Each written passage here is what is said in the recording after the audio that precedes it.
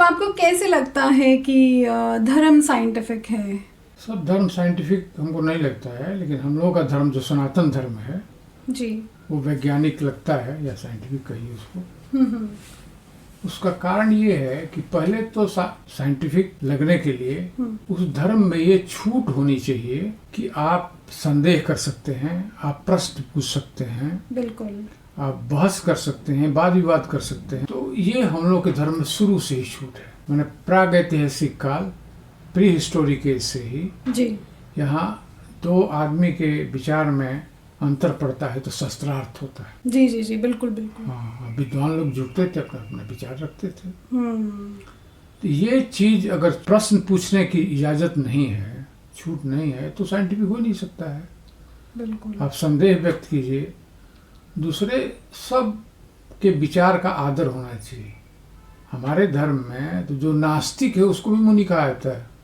जी, एक चरवाक दर्शन है जो कहता है कि सब झूठा है, न भगवान है न आत्मा है, कुछ नहीं है। जावत जीवेत सुखम जीवेत तृणम कृत्वा घृतम पिबेत। मैंने वो कहते हैं कि अरे जब तक जिंदा रहो आराम से रहो यार, पैसा नहीं तो ऋण उड़ लेके भी अपना आराम से रहो। भस्मीभूतस्य शरीरस्य पुनर्जन्मो कुतः। कहा कि शरीर तो जल जाता है, उसके बाद कहाँ कुछ है। उनको भी मुनि कहा गया है। तो यहाँ इसलिए उन्होंने कुछ चिंतन किया, कुछ अपना थ्योरी दिया, कुछ विचार दिया। वैज्ञानिक होने का भी एक तो तरीका है, एक तो क्राइटेरिया है कि आप अपने को इम्प्रूव करने के लिए तैयार रहिए। जी, मैंने आप तैयार रहिए, क्यों अपने में सुधार कर लेंगे, संशोधन कर लेंगे। कोई अच्छा चीज आएगा तो संशोधन कर लेंगे। जी, ये ऋषि मुनि के समय से ही चल रहा है। प्रागैतिक ऐसा क्या वैदिक काल से कहिए ये चल रहा है। उपनिषद में लिखा हुआ है उत्तिष्ठ जागृत वरा निबोधक, मैंने उठो जागो और जो श्रेष्ठ है उसे प्राप्त करो। ऋग्वेद में लिखा हुआ है कि चारों दिशाओं से श्रेष्ठ विचार आए और हमको उत्तर स्तर पर ले जाए। तो इसका ऐसा विचार हो कि भाई कुछ अच्छा आएगा तो हम सीखने के लिए तैयार हैं। ये भी साइंटिफिक होने की जरूरी है। साइंस में क्या होता है, एक थ्योरी कोई दिया, दूसरा आता है बोलता नहीं ये अच्छा है, ये अपना तर्क देता है तो मान्य हो जाता है वो थ्योरी। सो बेसिकली आप ये कहना चाह रहे हैं कि सनातन धर्म खुले विचारों वाला है, उसमें सबका सीखने का भी है और सिखाने के लिए भी बहुत कुछ है। हाँ, प्रश्न पूछने का, ओपन है, संदेह करने का है, और किसी सेक्शन के लिए नहीं है। राइट, सार्वभौमिक है, वैश्विक है, सबके कल्याण की कामना करता है।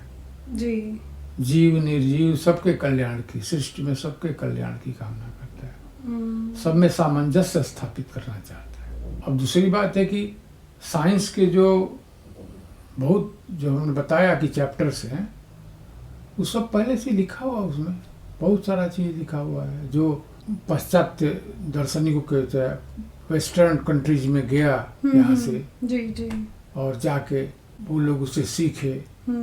सब जितने दार्शनिक सिद्धांत हैं अभी तक के, सबका रूट मौजूद है यहाँ पर। जी, तो आपका कहने का मतलब है जो ये ट्रिग्नोमेट्री है या इस तरह के जितने भी क्वांटम थ्योरी है वो सब पहले से मौजूद था। हाँ बिल्कुल, वो रीडिस्कवर हुआ है। आप शुरू से आप देखिए, जैसे शुरू में एटॉमिक थ्योरी निकली जी, एटॉमिक थ्योरी एकदम स्पेसिफिक मौजूद है, लिखा हुआ है। वैशेषिक दर्शन है कणाद ऋषि का, उसमें लिखा हुआ है छोटे छोटे कणों से, अणुओं से, अणु से बना है सृष्टि के सब पदार्थ बने हुए हैं, और विभिन्न तरह के हैं, उनकी अलग अलग विशेषता है, इसीलिए उसका नाम वैशेषिक पड़ा। जी, सबके विशेष गुण हैं और उनके जुटने से बन रहा है। और इतना ही नहीं, उन्होंने न्यूटन का सिद्धांत भी उसमें लिखा है बेसिकली। जी, जो सिद्धांत, एक तो लॉ ऑफ अट्रैक्शन है, उसमें लिखा हुआ है साफ कि एक परमाणु दूसरे परमाणु को अट्रैक्ट करता है। ओके, बल्कि न्यूटन का सिद्धांत है लॉ ऑफ मोशन, जी, जिसमें लिखा है कि कोई वस्तु या पदार्थ जो है वो तब तक रेस्ट में है तो रेस्ट में रहेगी, यूनिफॉर्म स्पीड में है तो उसमें रहेगी जब तक कोई फोर्स काम नहीं करे। ये भी लिखा हुआ उसमें। तो इसके सब प्रमाण आपने अपनी किताब में लिखे हैं? हाँ, हमारे सनातन धर्म में वेद, उपनिषद, प्रस्थान त्रयी के अलावे 6 स्कूल्स ऑफ फिलॉसफी हैं। जी। न्याय है, वैशेषिक है, मीमांसा है, योग है, बौद्धिज्म है, जैनिज्म है। इसको भी हम इंक्लूड करते हैं, क्योंकि इसी धरती पर सब पैदा हुआ है।